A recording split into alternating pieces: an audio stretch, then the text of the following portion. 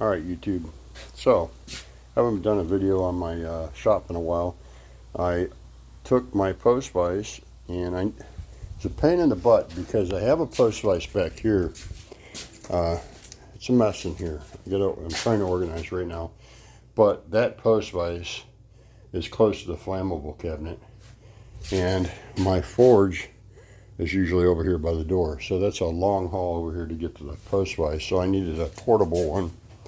So I was gifted the steel, the top and bottom piece from a friend, a good friend, and I cut it down so I could make this stand for that post vise. And then I found this one for 40 bucks on Marketplace and forged a new spring for it. Straighten the jaws up, you can tell a different color. I put this in the forge to straighten that leg, and it works great. Straighten that leg. The leg was crooked. Must have put a lot of weight on it. I don't know, but it was all crooked. So I got that straightened out. And so I got another piece of steel here I'll probably use for this one. We'll see. But man, I really needed another vise in here that was portable and I can move around. You can't really, the only work you can do is when you have the tools to do it. So I had to get this done. And I made a wrought iron sand mine, and it was supposed to be longer than the knife I'd made the previous guy, but it's going to be a little too short. It's wrapped with wrought iron and 15 and 20 in the middle, but it's getting thin to where I can't.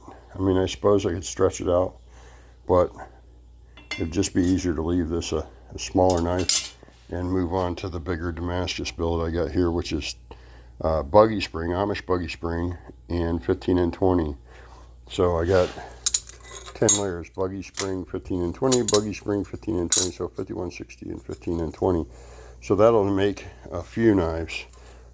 I believe that'll make quite a few knives. So I need to get that welded up. I need to get those in the forge, get these straightened. See, they got a bow to them, so I got to get them in the forge and straighten all the buggy springs. And then I got to clean all that up and weld it together. I acquired a new MIG welder, which I'm going to use the TIG for that. But I have the TIG arc over there, and I do have gas. I wanted to get the gas hooked up to this MIG welder. It is a flux core welder from Harbor Freight, and it's worked just fine for what I need it for. But it'd be really awesome to get the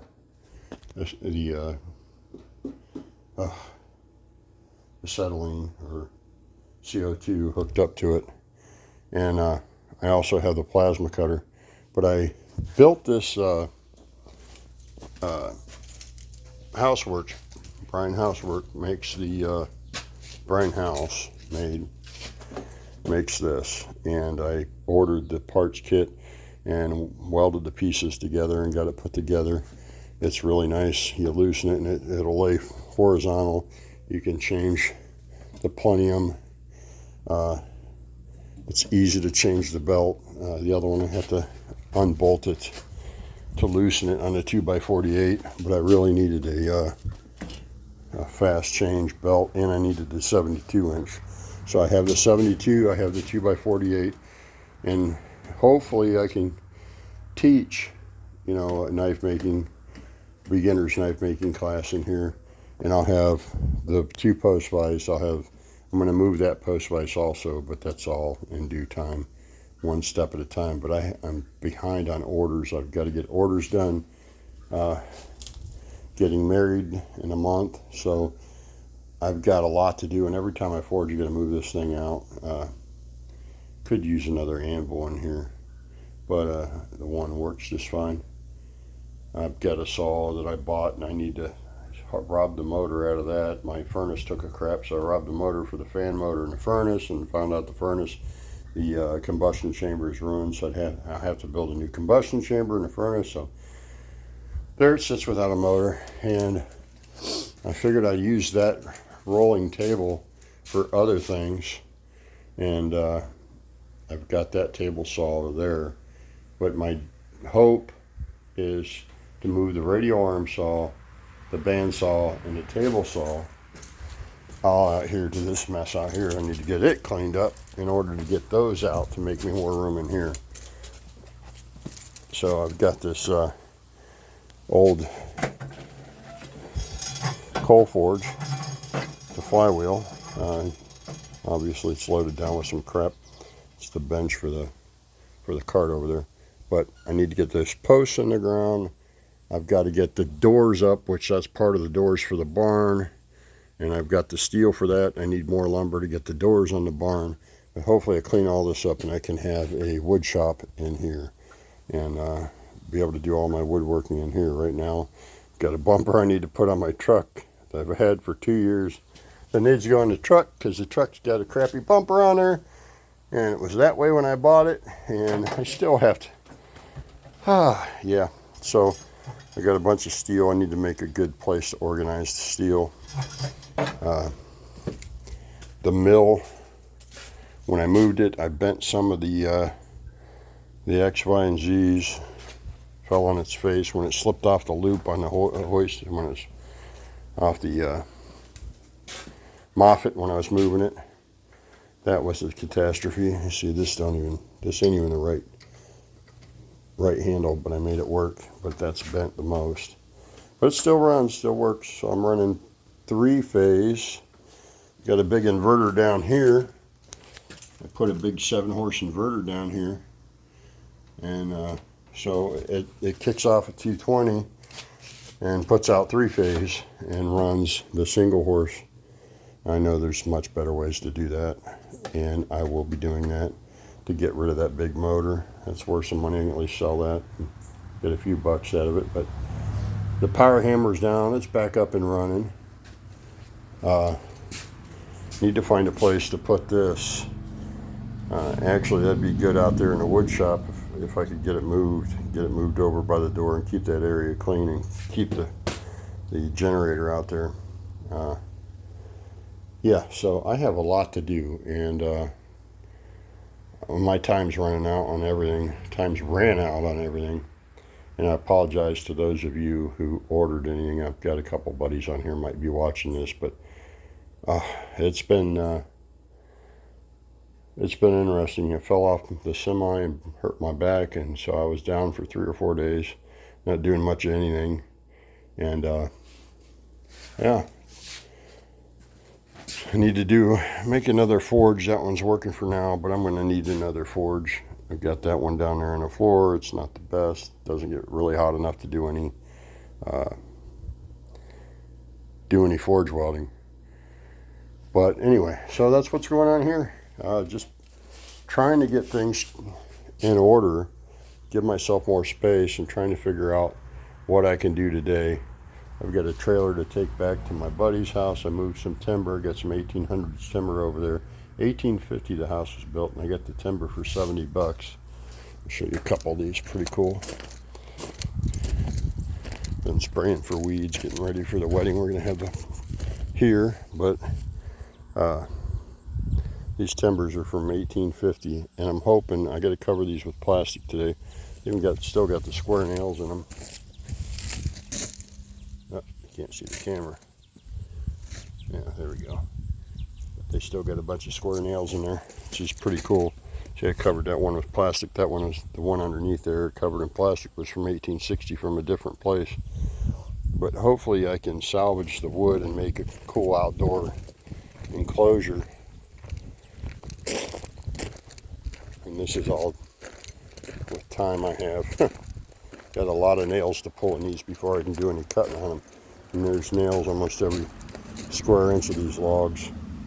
But that one's pretty cool. I like the mortise and tenon with the wood dowels, but I need to get all this covered up with the tarp. I just moved all this off the trailer yesterday, and it's all hand hewn oak and who knows what else, poplar or whatever, but you see some of it's compromised, so I'll be cutting some of this apart and salvaging what I can. But anyway, for 70 bucks I got plenty of firewood. I hate to do that, but if I have to burn it, I'll burn it. And I got a bunch of oak from an old barn that the guy I know that sells horse supplies had the oak, and it was laying out there and asked me if I wanted it. I said, sure, I plan on running it through a planer and using it where I can. It is a rough cut, so I do have time to, I do have space to make it dimensional, so I can get it down 1.5 inches, plane it down, and have some good wood out of there. But the key is keeping this stuff from getting wet, and that's going to be the battle. The wind comes across that field and rips these tarps off, so I got to make sure I buckle it down real good. But anyway, yeah, that's what I got going on. Plus I got to work with the horse today. I got to clean up her paddock, do some work with 2 socks. She's been pretty mellow. She's been doing pretty good. Got to get that manure pile moved to the back to the shooting range.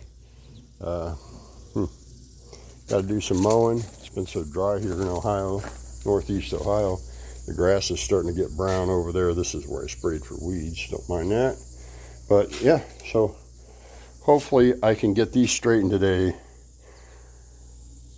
Get them cleaned up. Get them in the forge. Get that trailer moved, get the horse cleaned up, maybe hopefully work with her and do another video working with 2 socks. That's my hope. That's my plan. I'm sticking to it. Also would like to get a blacksmith sign up out there, but I'm in no hurry to do that. I got some 1.5 inch square tube behind that door, and I'd like to get a sign made up. Where is it? Right there, the blacksmith sign with the guy up here, and hang that out by the drive so people know it's me. When they drive by, they know whose place they're passing, can stop in and BS and maybe get some orders in. But right now I've got plenty of orders. I've got plenty of stuff to do. But thanks for watching, you guys, and I'm sorry I haven't posted a video in a while. And by the way, some of you may not know this, but I was on Forged in Fire, and had a good time, had a great time. I was on season 8, episode 10, the Russian Special Shovel. I made it through to the 2nd round. I drilled the handle out for solid 1/4 inch pins, because that's what I always use, and did not drill it for Corby's, and didn't get them threaded good, and the handle came apart. Other than that, my knife was sharp. I know it would have passed the abuse test. I know it would have made it through the chopping and the slicing. It would have kicked some ass. But you know, I'm happy that I made it to the 2nd round. Had a good time. Got to talk to James. Got to talk to Doug Marcaida. It was during COVID, so we couldn't shake hands. But nonetheless, it was a good time. You want to see me on Forged in Fire, season 8, episode 10, and it was a good time. But Mike, the one that won, he did a great job. I shouldn't have said that, but it's nothing but reruns now. But a buddy of mine, he deserved to win. He busted his butt constantly working on knives, and I don't have that kind of time. I've got a full-time job. He's working in a forge, so he's got the right place to do that, and he's got really nice equipment to work with, since his boss has the equipment. So he's got a guy close by that is a super phenomenal bladesmith, and has been teaching him, and he's been going there and learning from him. And so I'm happy for Mike. He's a veteran. He works hard. He deserved to win. Although I would have liked to get 10 grand, 10 grand would go through my pocket quick. So not too concerned about it. I was just glad I got to be on the show and meet Doug Marcaida, and it was an experience, and you know, be with me for the rest of my life. But anyway, thanks for watching, and I appreciate y'all. And if you haven't subscribed, subscribe, you know, and hit the like button, and God bless y'all. Thanks. Bye.